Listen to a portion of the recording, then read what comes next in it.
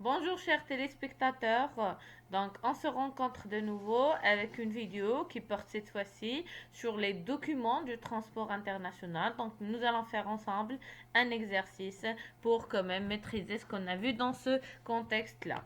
Alors avant de commencer, je tiens fortement à vous remercier pour vos engagements, pour votre suivi et j'invite bien sûr toute personne intéressée par ce sujet, par le domaine de la logistique et transport de s'abonner dans notre chaîne. Vous aurez plein de surprises, plein de nouveaux cours et donc n'hésitez pas à vous abonner.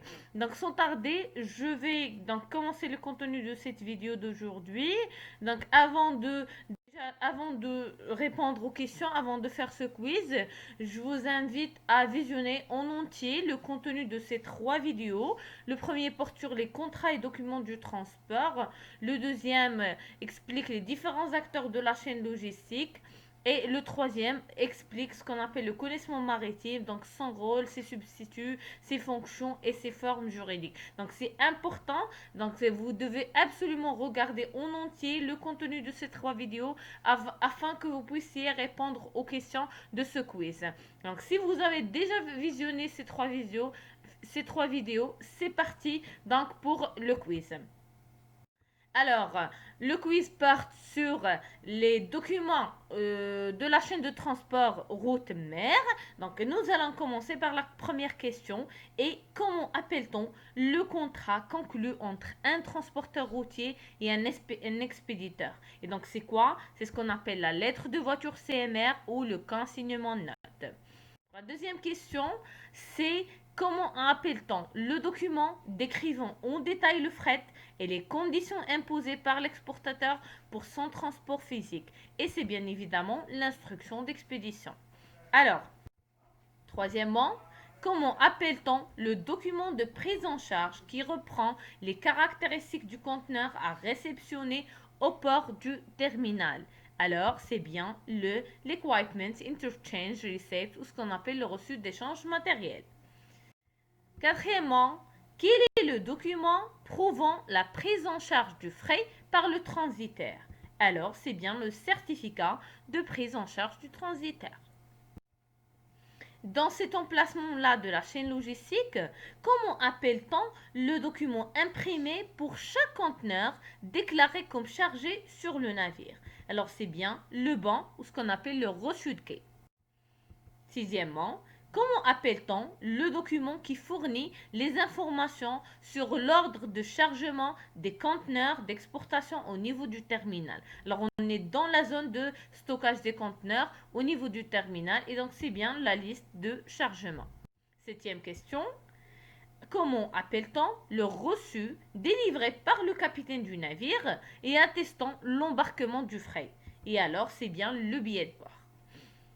Huitièmement, comment appelle-t-on le document établi par la section booking de l'agence maritime qui formalise ainsi la réservation d'un espace de chargement sur un navire à la demande du chargeur? C'est ce qu'on appelle bien évidemment le booking. Neuvième question, quel est le document établi par l'agent maritime toujours pour le compte du chargeur, mais cette fois-ci il détermine les conditions de facturation de la marchandise pour le voyageur? C'est ce qu'on appelle la cotation. La dixième question, quel est le document établi par le service documentation export de l'agent maritime et qui sert de base pour l'établissement du connaissement? Et donc c'est bien le draft, parce que le draft représente ce qu'on appelle le brouillon du connaissement maritime. Alors passons maintenant à la 11e question. Comment nomme-t-on ou appelle-t-on le document qui constate un contrat de transport de marchandises par mer et la réception ou le chargement des marchandises par le transporteur et par lequel ce dernier s'engage d'une garantie de résultat? Et donc c'est bien évidemment le Bill of Loading ou ce qu'on appelle le connaissement maritime. Alors passons maintenant à l'autre partie de la chaîne logistique. Cette fois-ci, c'est la partie import. Et donc par la 12e question, comment nomme-t-on le document qui fournit des informations sur l'ordre de déchargement des conteneurs au niveau d'un terminal? Alors là, on est dans la phase de déchargement. Donc le navire s'embarque au niveau de l'avant donc pays. Et donc là, c'est l'exportation. Donc, on est passé de l'exportation à l'importation. Et donc, on est dans le déchargement des navires. Et donc, c'est ce qu'on appelle la liste de déchargement. Alors, dans cet emplacement-là, comme on entend le document imprimé pour chaque conteneur déclaré déchargé du navire. Et donc, c'est ce qu'on appelle le reçu de quai ou le banc de quai.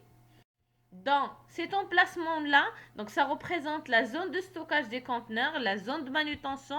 Et donc là, quel est le document émis par le service documentation import de l'agence maritime? Et dans ce document, on retrouve les renseignements sur la date probable ou la date effective d'arrivée de la marchandise, la date et le lieu de livraison prévu. Et donc c'est ce qu'on appelle l'avis d'arrivée. Alors, on est dans la partie manutention. Et donc, quel est le document émis par un organisme s'occupant de la manutention, de la cargaison et d'autres opérations de manutention de fret? Et donc, c'est bien l'ordre de manutention. Alors, on passe vers la partie ou le processus de dédouanement. Et donc là, quelle est la procédure douanière effectuée à ce niveau-là? C'est bien la déclaration d'importation. Alors, passons maintenant à la 17e question.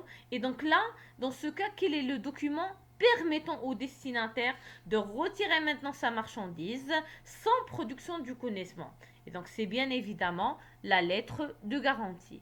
Et la dernière question, chers téléspectateurs, c'est: comment appelle-t-on le document autorisant la sortie de marchandises qui sont préspécifiées d'un port ou de l'enceinte d'une gare portuaire? Et donc, c'est bien évidemment l'autorisation de sortie. Donc, j'arrive à la fin de cette vidéo. Si vous avez liké ce contenu, n'hésitez pas à commenter, liker et vous abonner dans notre chaîne.